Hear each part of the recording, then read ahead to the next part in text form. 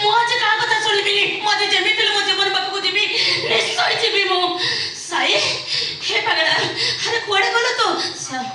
କୁଆଡେ ଯାଇଲୁ? ମୁଁ ତ ପାଖରେ ଅଛି।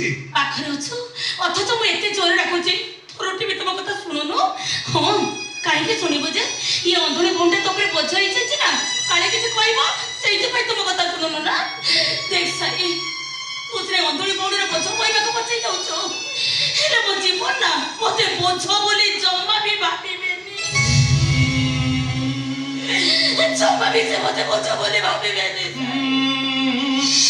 ସେମିତି କହିଲ ମା, ସାରା ଜୀବନ ମୁଁ ତ ବୋଝ ମୁଣ୍ଡେଇବାକୁ ପ୍ରସ୍ତୁତ ଅଛି। ତାହେଲେ ତୁ ମତେ ତାଙ୍କ ପାଖକୁ ନେଇଯାଉ କାହିଁକି?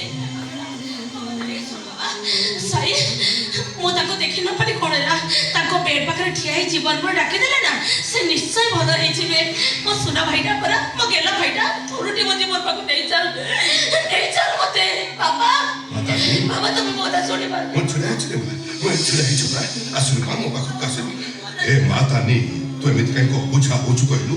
ଏ ଡକ୍ଟର ତତେ ମନା କରୁଛନ୍ତି ରେ, ତତେ ଯଦି ଏମିତି ଅବସ୍ଥାରେ ଜୀବନ ଦେଖିବେ, ସେ ହୁଏତ ପାଗଳ ହେଇଯିବେ ମା, ସେ ହୁଏତ ପାଗଳ ହେଇଯିବେ। ମୁଁ କଣ ଛୋଟ ଛୁଆ ଅଛି ଯେ ତମେ ମତେ ଗପ କହି ଭୁଲେଇଦବ? ମୁଁ ପୁରା ବଡ ହେଇଗଲେଣି, ସଂସାରର ମାନେ କଣ ବୁଝିଗଲେଣି, ଆଉ ମତେ ଗପ କହି ଭୁଲେଇ ଦେଇ ପାରିବନି। ସାଇ ହେ ପାଗଳା, ମୁଁ ତୋତେ ହାତ ଯୋଡୁଛି ସାଇ, ମୋ ତା ବଡ ତଳେ ପଡୁଛି ସାଇ। ଥରୁଟି ମୋ ଜୀବନ ପାଖକୁ ନେଇଚାଲ। ମୁଁ ସତ କହୁଛି ସାଇ, ବଞ୍ଚିଥିବା ଯାଇ ତମ ଚିତ୍ରକୁ କେବେ ବି କିଛି ମାଗିବିନି, କେବଳ ଥରୁଟି ମୁଁ ମୋ ଜୀବନ ପାଖକୁ ଯିବି। ବାବା ବାବା, ସାଇକି କୁଆଡେ ସେ ମୋ ଜୀବନ ପାଖକୁ ନେଇଯିବ? ଆରେ ତମ ଦି ଲୋକ ଭିତରୁ କେହି ଜଣେ ତ ମତେ ନେଇ ଚାଲ।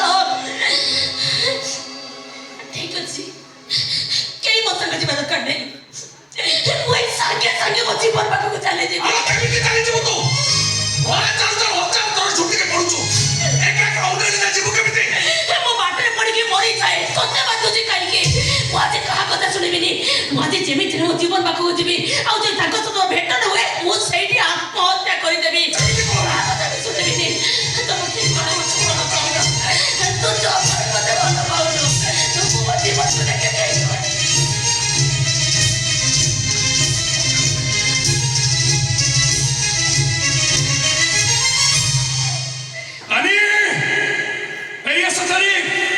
तुम जीवन पूरा भल है तुम पाखु फेरी आसी।